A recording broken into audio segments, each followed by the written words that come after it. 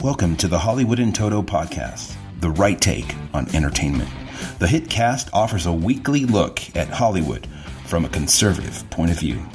Sick of media bias infecting Hollywood headlines? Tired of stars insulting your views?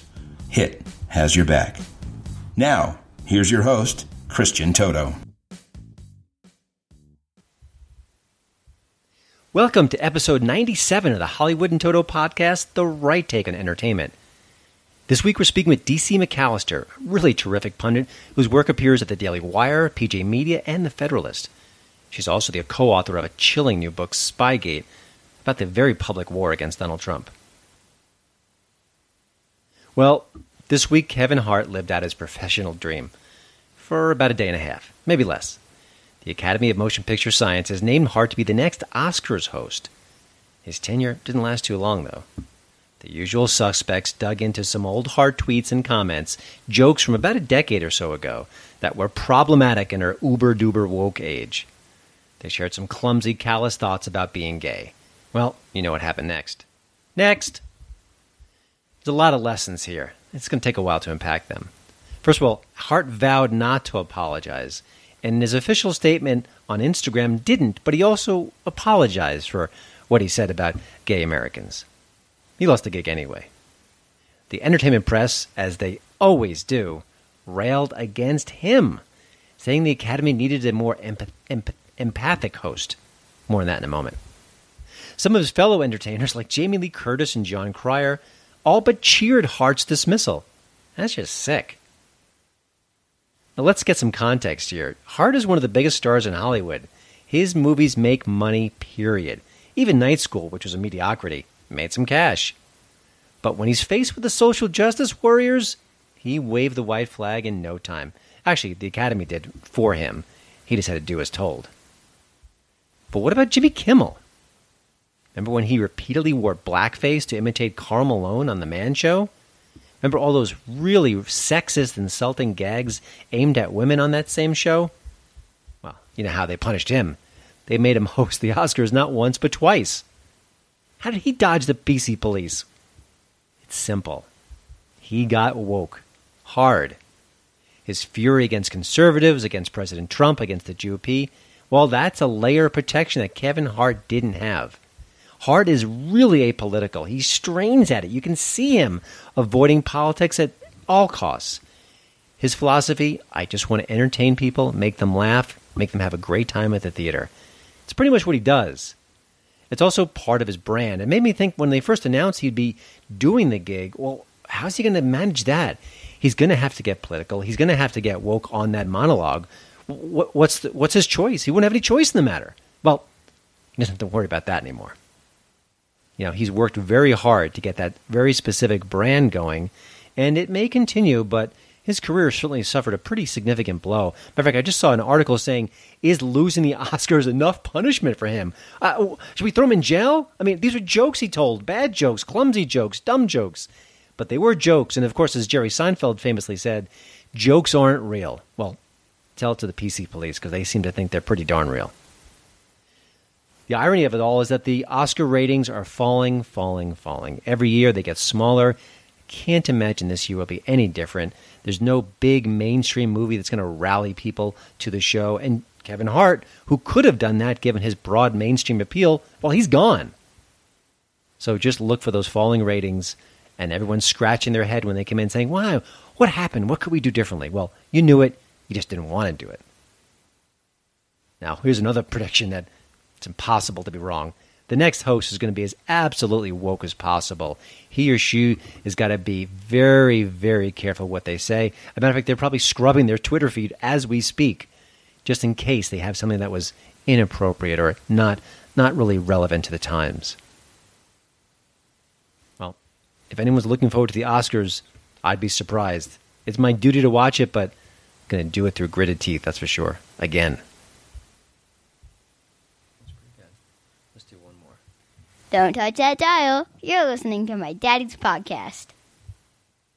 Here's the HiT tweet of the week.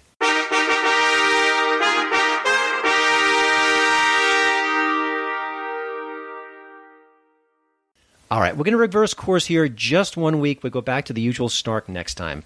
But I really wanted to give some credit to Rob Schneider, a very funny guy, an SNL alum.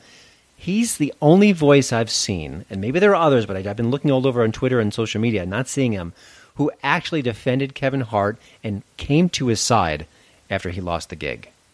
Here's his tweet regarding the matter.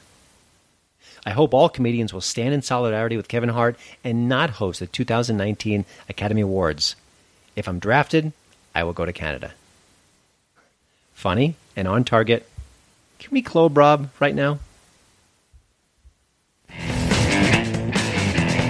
You're listening to the Hollywood in Toto podcast, the right take on entertainment. My hit tip of the week is margin call. This one from 2011 really digs into the financial world at a very challenging time. Let's just put it that way. You know what the area I'm talking about, circa 2008. Now, on paper, I'm already bored. I don't know a lot about economics.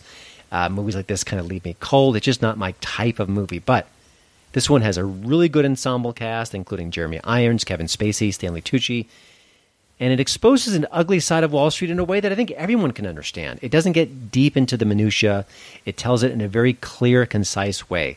And that's amazing because this kind of material, if handled a specific way, could be an absolute snooze fest. But the movie doesn't talk down to us, but at the same time, it's very coherent. And that's amazing. I think a lot of storytelling these days is anything but coherent. I think we see a lot of movies where the plots and the surprises and the twists and the turns are just way too complicated. And that's just bad storytelling. Yes, we've got digital effects that kind of distract us, all the razzle-dazzle, but at the end of the day, if you can't tell a coherent story, you've got a problem. And I think we've got a lot of problems in movies today, but Margin Call is definitely an exception. Now, this is from director J.C. Chandor, a pretty young guy. He's got a few movies under his belt. I believe this was his first, but his next film after this was All Is Lost with Robert Redford, a terrific movie. So this guy's a really big talent, one to watch for sure. And this is a great example of sort of a young filmmaker absolutely working well and not feeling anything clumsy, anything awkward in his first film. It's a great debut. Margin Call is available right now on Amazon Prime.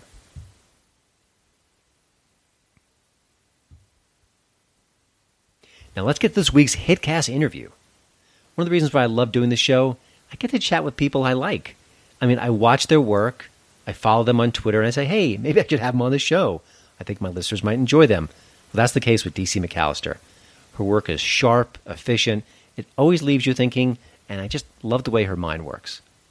Her recent column on how conservatives could use Twitter really kind of cinched the deal for me. I read it and thought, okay, yeah, I've got to reach out to her. I really want her on the HitCast. Now, you can follow her work at the Daily Wire, PJ Media, and the Federalist. Plus, she has a pretty new book out. It's called Spygate. It breaks down all the elements of the U.S. government that colluded to bring down Donald Trump. You know, it's a story that the Washington Post and the New York Times wouldn't go near, but it's happening all the same. Good for her. Here's my chat with DC McAllister. Well, DC, I wanted to start with a quote of yours from Twitter. I just read it just recently, and it was obviously provocative, and I wanted to jump in this way. You said, conservatives, you are in a culture war. This means you have to be an activist. And I want to maybe get your, kind of let you flesh that out a little bit, and what you mean by that more specifically, and how we can become activists in our own different ways. Well, it kind of goes against the grain of conservatism to be an ism anyway, to have an ideal or to be an activist, because we're about principles and principles of liberty in particular. And so what conservatives are about is pushing and standing against the tide of activism to overthrow and to manipulate those principles of liberty. And we want to conserve that in our Constitution and in our nationality, and I don't mean by race, I mean in our principles, and separation of government and respect for local governance as opposed to centralized power. And so we're not used to going out and making movements, bringing about change. Bringing about change is a really kind of a strange thing, because once again, it's about keeping things, is what conservatism traditionally has been. And you can get caught up in some kind of passion, populism, if you start getting into making change in movements. And so this is why the Trump election was so confusing to many people, is that he really called on kind of this passionate idealism.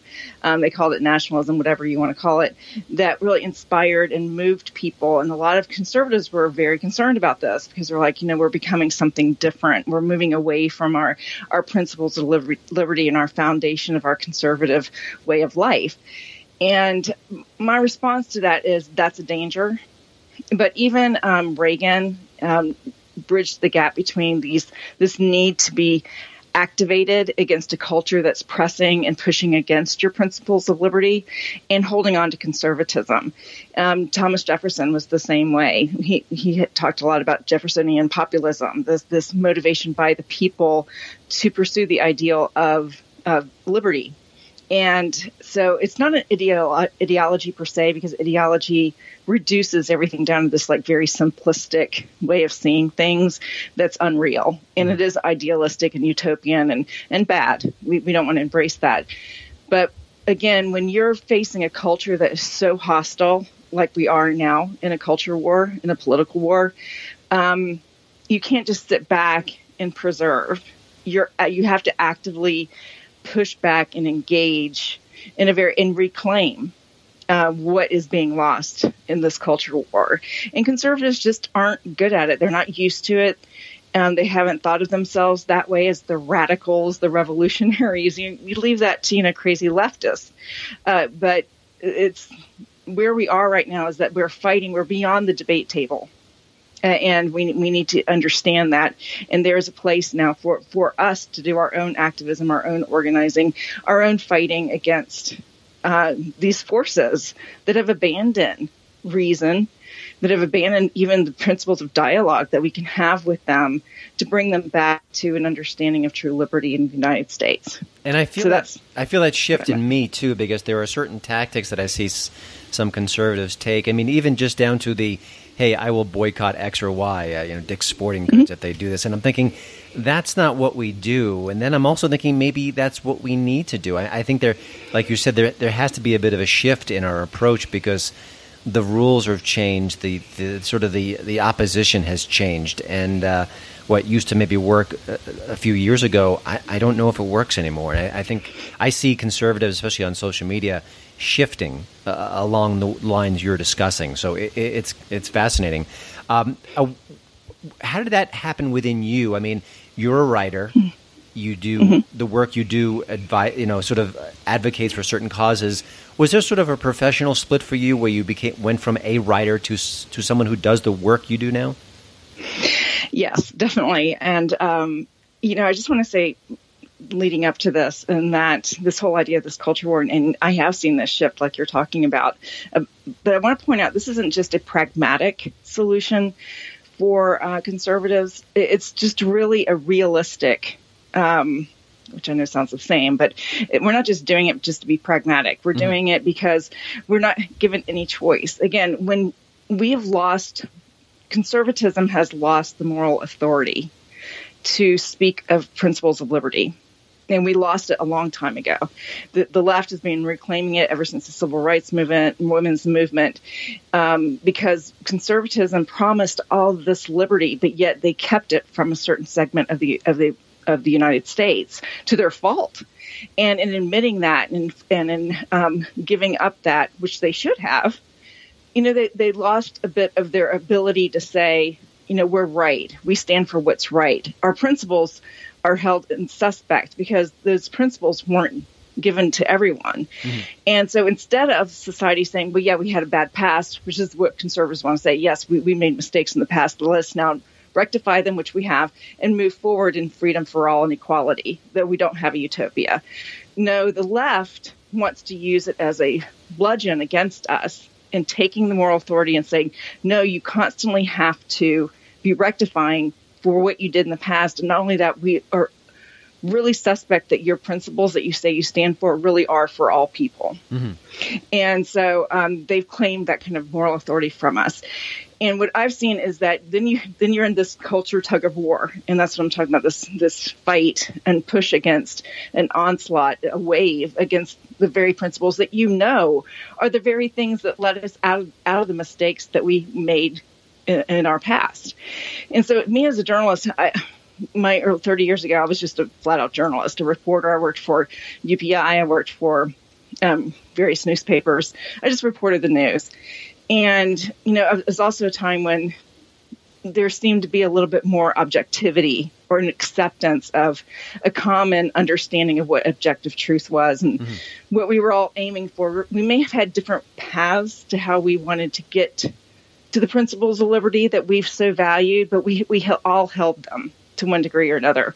But this extreme leftism was always not just wanting to, to rectify and heal. They were wanting to dismantle and transform because they believed that the very foundations of our society are wrong.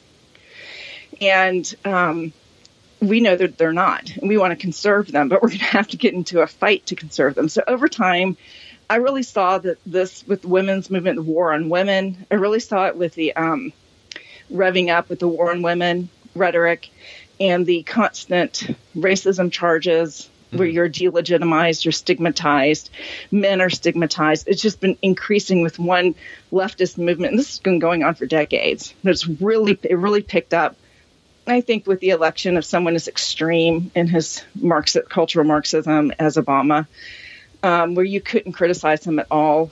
He had complete moral authority to do, and you couldn't speak against him or anything that he did without being called into question. And so conservatives just got a black stamp, the black spot on them, excuse me. And, I was writing during this time, and I just realized here I am trying to have debates with people. I'm trying to reason, let's come reason together. And I'm not being heard. It's all just labeling, delegitimizing, and stigmatizing all at the same time. There's no real value, and not in every situation. I'm speaking in generalities here. I mean, not every person is this way, not every debate was this way, but this is the general trend, let me put it this way, of the culture. And, so I really saw it coming to head. I was like, I saw people getting angry. Identity politics, we're dividing people up against each other. We're no longer have any kind of unifying ties that bind us together. Because again, those ties, those liberty principles, those very foundations of our country, which once tied us together, have been called into question as being the very problem that led us all into this bad history. Yeah, I mean, if the country is problematic and you're a problem because you disagree with them, you're labeled a racist or whatever, and then all of a sudden your voice is kind of gone, so you can't even weigh in. The debate is essentially over before it begins. It's a terrible trend. It is a terrible. You've been delegitimized. You're gone, and so not only is your voice silenced, but that's happening to our institutions and again to the very foundations that make America what it is constitutionally, and not local powers instead of centralized power. All of that has been called into question, and it's being called into question not based on reason or any kind of understanding of principles or anything like that, but because it's being driven by a movement that seeks to transform. It's a Marxist movement to transform the United States into something it's not meant to be. That's not a place of liberty any longer. And so I was not surprised by the Trump election. I was not surprised by how he tapped into the frustration of the right.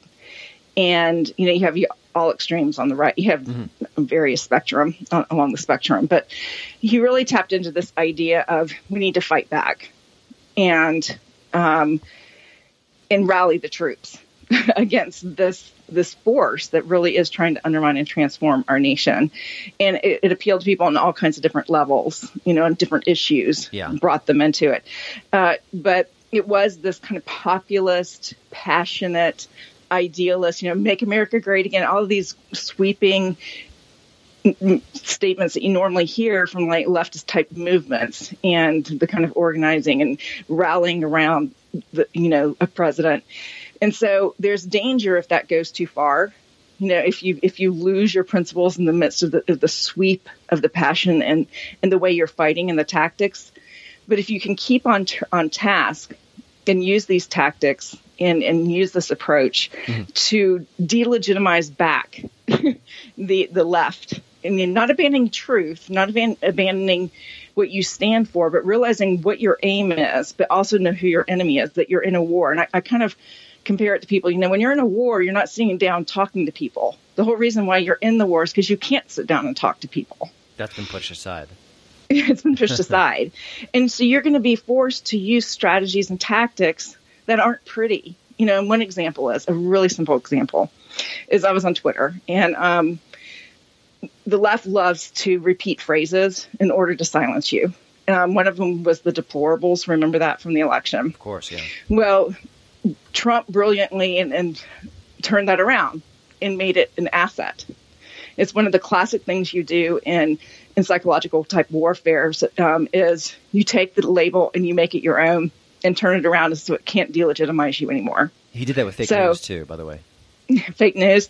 You see that within the homosexual movement back in the day. They took queer. They took the name queer and made it a positive. They self-identify. And so it used to be a pejorative, and now it's a badge of honor. And they use it even, in queer studies. They put it into all the educational literature. So, that's just one example. But I was on Twitter, and anytime I make a case as rationally and soberly and calmly and intelligently as possible, I don't get a lot of intelligent response from the Democrats. What I get is, hey, you just want Trump to grab you by the, which is from the election, and how often do we hear there's memes all over the place? They use that, and they use that against me as a woman and say that to me often. And so I responded, I'm really not going to deal with this anymore. I'm just going to try to reclaim that, my dignity here and not be delegitimized. And I just said, in a fight with liberals, what you need to do is grab them by the, and I said, because that's what they are anyway. It's ugly. It's not dignified. It's not classy. And I had a couple of conservatives say, keep it classy, Denise, we can argue by our principles. And I'm like, no, we can actually do both. We can argue for our principles, and I do, but we also need to mock. We need to use the tactics against them because it puts them into a state of confusion. And it does increase hostilities. I will say it does. And your goal there is not peace. It's to delegitimize what they're saying so that you're not silenced, so that then you have space then to make your art, put forth your principles and stand for truth. I think that's one of the reasons why you're not seeing a right-leaning or even a moderate late-night talk show host, because if there was someone using humor as a weapon against the left, it would be effective, and it would be resonating across the culture. And I think all the sort of the Netflixes and the Hulus and the broadcast channels don't want that. They know that humor and mockery can be very powerful. And I almost think it's mockery overload now, and maybe it's sort of shooting themselves in their own feet with what's going on against Trump. But it's fascinating, and I agree. I walk that line too. I don't want to be a jerk. I don't want to be an idiot on Twitter or social media. But if you've got to kind of push it in their face a bit and show them and mock them and kind of use their words against them, it's got to be done. And it's one of the reasons why I do still love Twitter for all its problems. And assuming I'm not banned in the near future, that's what I do. Me too. Yeah, I am legitimately worried about that, and that is absurd that someone like me, who is as cautious as I am on Twitter, would even have that cross my mind. But it's out there, and we see the people who are being canceled and being erased, and it's not pretty. We're talking with DC McAllister, co-author of Spygate, and also a contributor to both PJ Media and The Federalist. DC, I want to talk a little bit about the Me Too movement. I've seen, when it first sprung up, I was, cheering and realizing how necessary it was. And in a very short order of time, it's become hypocritical and dangerous. What's your take on the movement, and is there hope for it even? I think it's souring already. Well, it's been co-opted by this kind of leftist mindset. It's been absorbed into the Borg mentality of label them and delegitimize them, right? So what started out as a good protest against abusive men in certain, especially the media industry. And it's there. As a woman, I'm not going to say that men are just wonderful and this is all good. No, it's horrible out there a lot of the times, because men and women are working together. There's all kinds of reasons for it. But what we've moved from is that the Me Too movement, the feminism movement especially, discovered that by accusing men of being sexual predators and really having teeth with that, it elevated their power. The feminist power of it, because it silenced men. All men became suspect. All men became lessened by this accusation and this label of a predator. And you have been lowered in your status of your moral authority within culture. And that empowers feminism. And quick aside, Matt Damon is a great example of this because he spoke, I thought, rather eloquently about Me Too, talking about how, what Al Franken was accused of is nothing as heinous as what Harvey Weinstein was accused of. And he was savagely attacked to the point where he said, okay, I'll be quiet now. And that's what they wanted. They wanted him to be quiet because he is not allowed to have a conversation within this space. And he followed the path and they shut him down and he stayed shut. So it's a great example of what exactly you're saying. Yeah, absolutely. And those people who give into it and allow themselves to be silenced are only feeding the beast. And that's why I really feel like I'm called as a woman to encourage and empower men, which may sound strange, within this Me Too time period so that they can be encouraged and empowered and to stand up against it. Mm-hmm. If I have to speak for men and say, I will, like I did during the Kavanaugh things, I was fierce. I was like, this woman is lying. She is not to be believed. And we believe in presumption of innocence, even in the public square. And, so this accusation and this, it's being called a sexist and a rapist and a predator is getting on the scale of the power of it as being called a racist. And the feminists see this, the radical feminists see this in this empowering, label that they're able to use against men.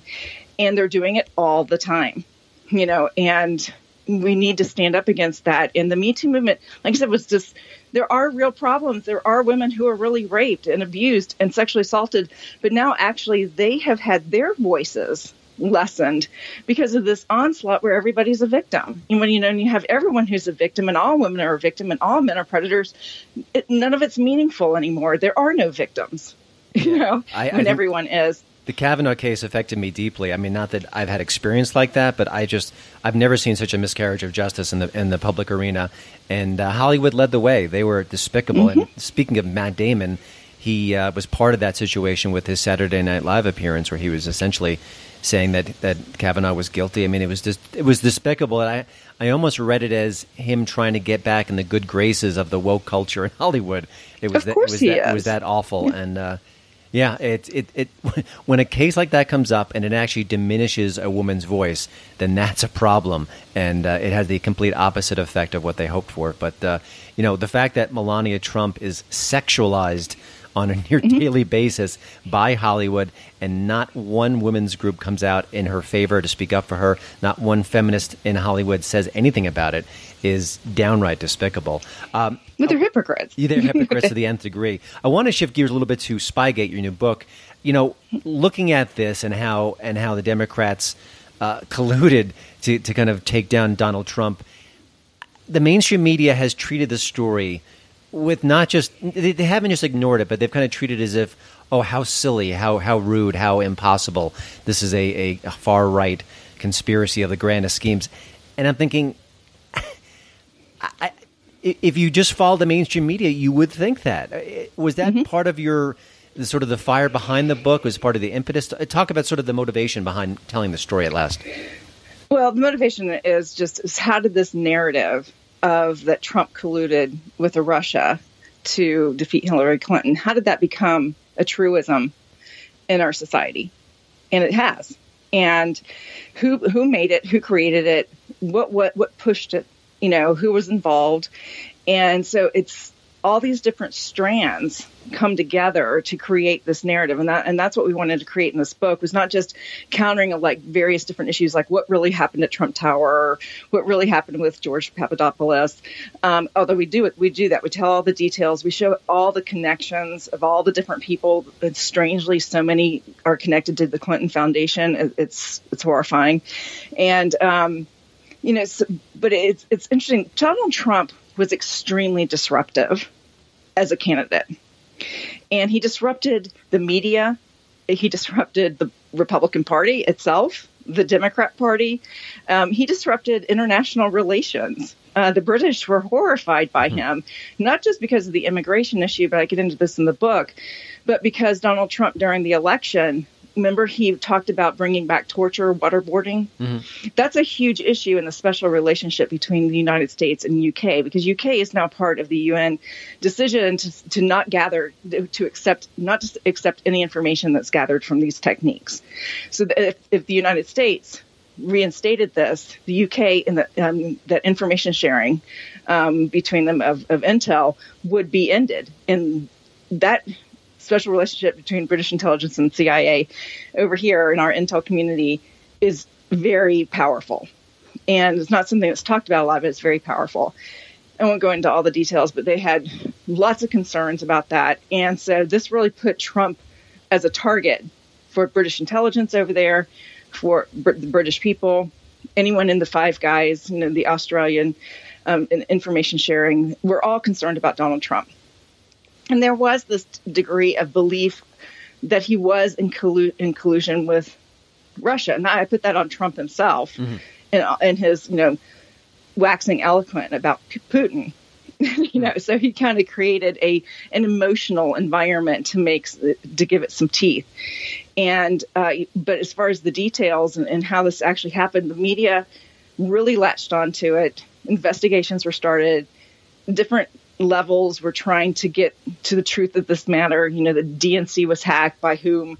And it's really fascinating to see how this narrative was pushed, created, pinged off of each other to create this steamrolling investigation that moved from, which is a counterintelligence investigation. It's not even a criminal investigation, into this kind of collusion that happened. And it went on through the Mueller probe, all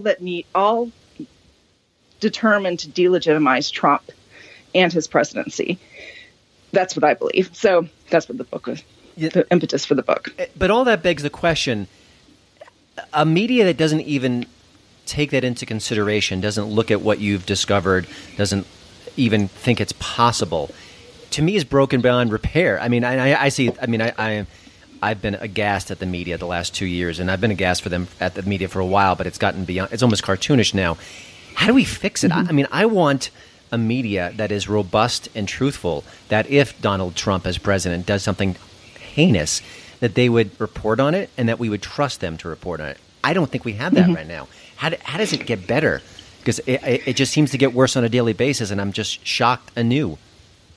I think there's two ways. I think that I'm for more and more competition within the media. I think is actually a good thing. A lot of people think that that social media has been a problem and all of that because it muddies the waters. But I actually think the real journalists, it's time for them to compete, to become trustworthy, to do their jobs. And because we got to remember, the press in the United States has never been a pure institution. In fact, back in our founding, the press was partisan. I mean, you had whole newspapers that were for the Federalists and whole newspapers who were behind Jefferson. And they were fighting each other and writing the most horrid things about each other. And Jefferson was like, I wish we had three newspapers. One was just the facts, one where everyone knew it was opinion, and one just pure propaganda and you know what you're dealing with. Yeah. That was back in 1800. So, we've always had this dynamic tension in the press. But the problem is that you have a press that instead of admitting that it has a bias, it says it's the truth. Mm-hmm. And that truth is actually hostile, not just to another party, but to, again, back to this idea, to the very foundations of what our country is. And that's what I think is the big change in the press, is that, again, at one time it was just like, one candidate against the other, one idea of policy against the other. this kind of thing, slavery, anti-slavery, these issues, big issues, but they were issues within the confines of everyone wanting the United States to be a better place and having our institutions intact and our Constitution intact and our values of liberty intact. You don't have that anymore. You have people in the press who are outright Marxists, who don't believe in the Constitution. They don't believe the United States is one of the greatest countries on earth because of its formation of its government, the freedom and equality and prosperity that is given to our people. They want to transform it and undermine it. And so their truth is actually an agenda to disrupt everything that makes our society great. And the only way to fight against that is like what I'm saying is for conservatives to stand up, fight against this, expose it, expose it, and don't let yourself be silenced by it. That's key. And I'm going to tell you, one of the big ways that we can do that is to be unified. This is also something that conservatives are bad at because we're individuals. We like to talk about individualism and, pulling your own weight. But there's a place for community. There's a place for unity. And you're not going to overcome a Leviathan like the left if you're all broken and fractured into pieces squabbling. And, so it's real important for people to come together, everyone who supports these principles in our Constitution, in our way of life, to understand that you're in a fight against this left. It's not just reaching across to your friends across the aisle. They're not your friends anymore. Yeah, they actually do not believe in our nation is founded. I'm going to pick a Mitt Romney here. I think Mitt Romney has never been more aggressive and more vocal and more fierce than when he's fighting his own side. And I never saw that during the 2012 campaign. One last question. You faced some really horrible attacks from the left in the last few years. Today, leftists will chase anyone out of a restaurant if you vote for Donald Trump. I feel like this story is not heading for a happy ending. Are you optimistic regarding American culture, or are we going to get to a much darker place before things get better? I think we're going to get to a darker place. It's almost, if you study human history, it's almost inevitable. The only thing that could bring a change to that is an external threat that's so awful that we have to put aside this kind of Marxist utopian ideology to really understand a greater threat of tyranny.